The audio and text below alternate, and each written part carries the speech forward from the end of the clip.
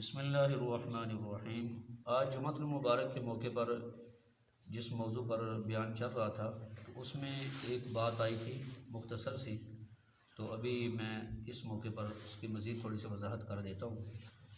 تو وہ بات ہی ہو رہی تھی جمعۃ المبارک کے موقع پر جو موضوع چل رہا تھا اس کے اندر یہ بات ہوئی تھی کہ حق بیان کرنا اور ہوتا ہے اور شرارت کرنا اور ہوتا ہے۔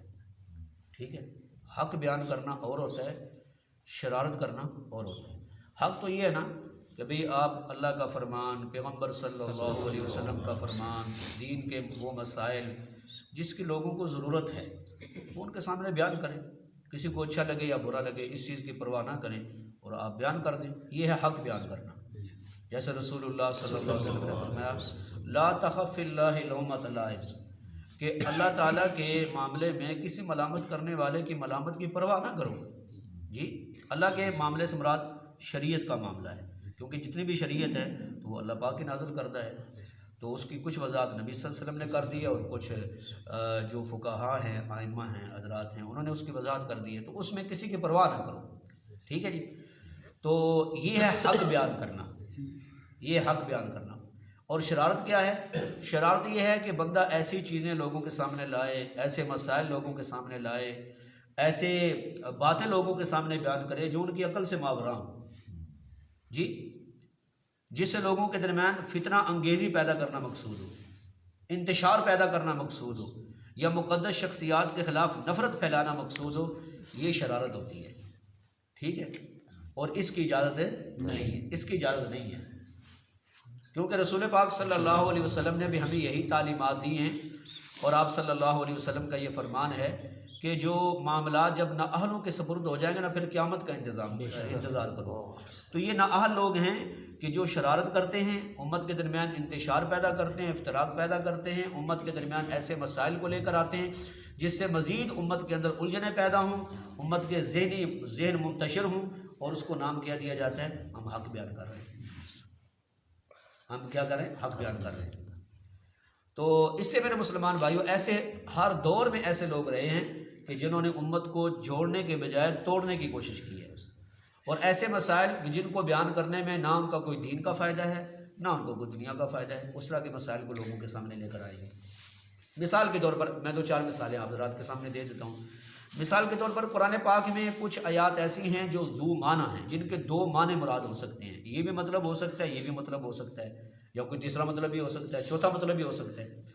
ان کو کہتے ہیں آیات متشابہات۔ ٹھیک ہے، کہ ایسی آیات کہ جن کا معنی ملتا جلتا ہے، یہ بھی مطلب ہو سکتا ہے، یہ بھی مطلب ہو سکتا ہے، یہ بھی مطلب ہو سکتا ہے۔ ٹھیک ہے، اب اس میں ہے اعتدال والا ایک راستہ۔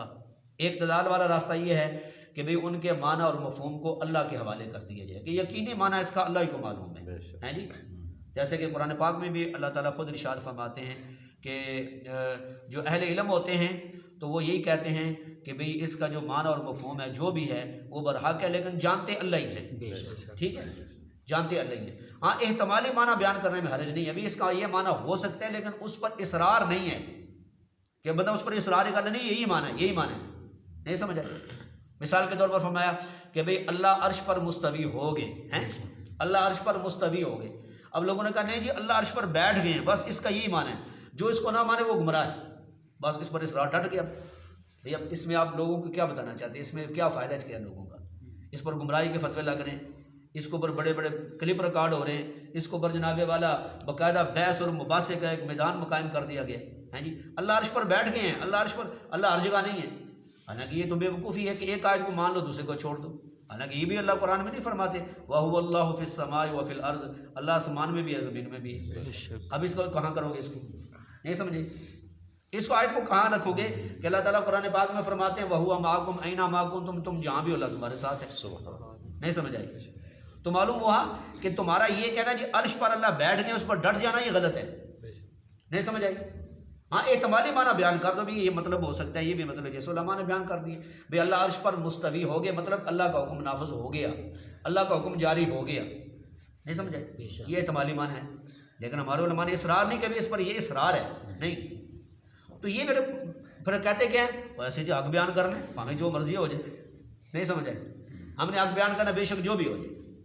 اب یہ میرے بھائی انتشار ہے، اس میں امت کا کوئی فائدہ نہیں۔ یا ایک بندہ اڑ گیا، جی ایک بندہ اڑ گیا، اس نے کہا کہ نبی پاک سے رفع دین کیا ہے، بس جی رفع دین کے بغیر تو نماز ہے خلاف سنت ہے، یہ تو فرض ہے، یہ تو واجب ہے، یہ تو ضروری ہے، اڑ گیا اس پر۔ بھائی 4 ائمہ ہیں، ان میں سے بعض ائمہ کرتے ہیں رفع دین، کبھی اس پر جھگڑا نہیں ہوا، کبھی لڑائی نہیں ہوئی، سعودی والے کرتے نہیں، ہم جاتے ہیں ان کے پیچھے نماز نہیں پڑھتے، وہاں سے لوگ آتے ہیں یہاں جی تو ہمارے پیچھے نہیں نماز پڑھتے، رائمنڈ میں آپ دیکھے جا کے کبھی نہ لڑائی ہوئی ہے، نہ جھگڑا ہوا، نہ مناظرے ہوئے، نہ مجادلے ہوئے۔ تو بھئی یہ امت میں انتشار پیدا کرنے کی کوشش ہے۔ بھئی یا تو یہ بتاؤ نا دوسرا عمل نبی پاک صلی اللہ علیہ وسلم سے ثابت نہ ہو، دونوں عمل ثابت ہے، اب ڈٹ جانا نہیں جی نہیں ہے، اس پر قرآن سر پہ رکھنا نہیں سمجھ آئی، قسمیں اٹھانا مسجدوں میں اور لوگوں کو انعام کے ڈالے چیلنج دینا نہیں سمجھ آئی، کوئی ایک بھی ثابت کر دے، کوئی ایک بھی ثابت کر دے، اس کے اوپر چیلنج دینا، یہ حق بیان نہیں کرنا، یہ شرارت ہے۔ کوئی آپ کو سمجھ آ رہی کہ نہیں آ رہی؟ بولو یہ کیا ہے؟ یہ شرارت ہے، یہ حق نہیں ہے۔ کوئی بندہ کہ جو حق بیان ہو رہا ہے یہ شرارت ہو رہی ہے، اس کو کہتے ہیں شرارت کرنا۔ آپ کو بات سمجھ آ رہی ہے کہ نہیں آ رہی؟ اب اس کے علاوہ دیکھیں میرے اور آپ کے پیغمبر امام الانبیاء سب کہہ دو صلی اللہ علیہ وسلم۔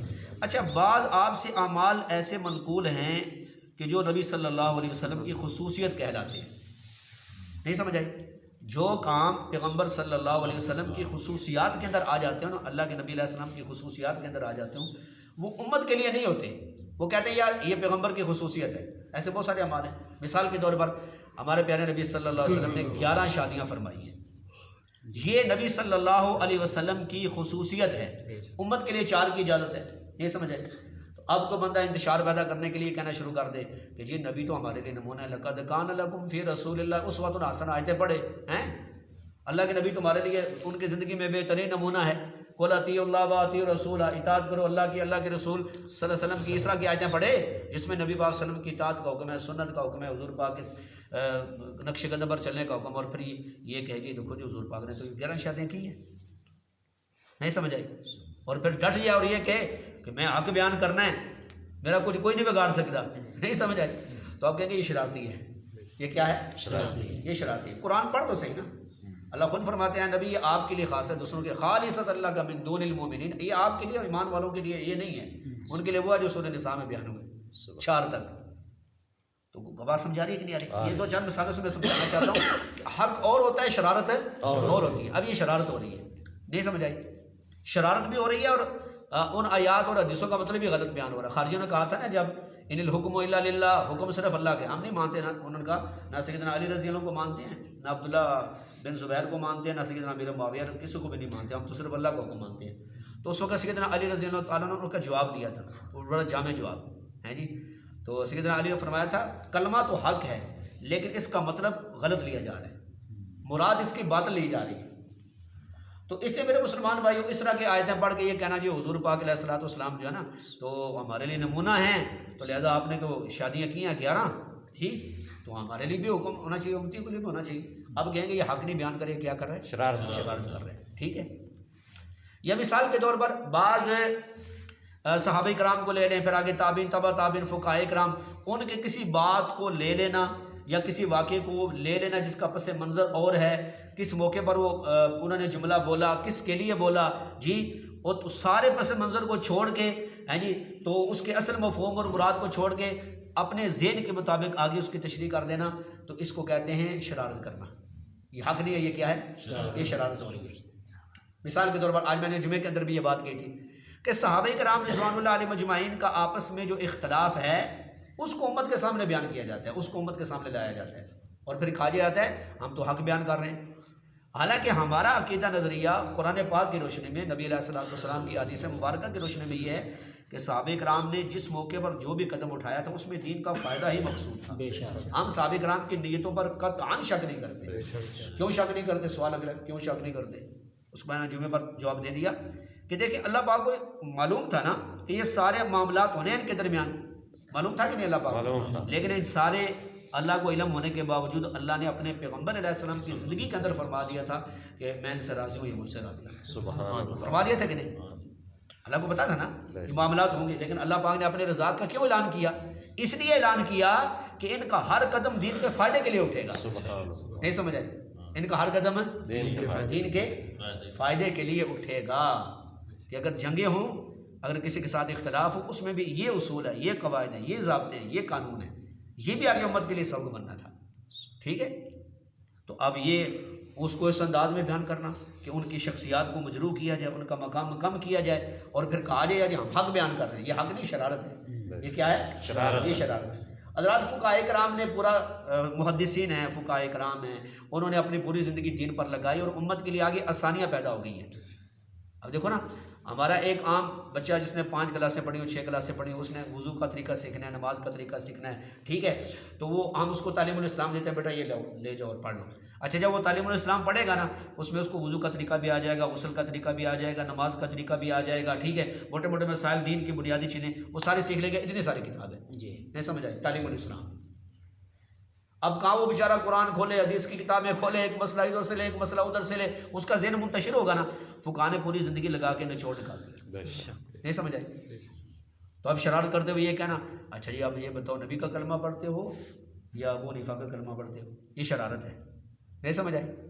یہ بالکل ایسی شرارت ہے کہ جیسے ایک فرقے نے کہا اچھا یہ بتاؤ نبی پاک صلی اللہ علیہ وسلم کی بات مانتے ہو کہ بخاری کی مانتے ہو؟ بتاؤ.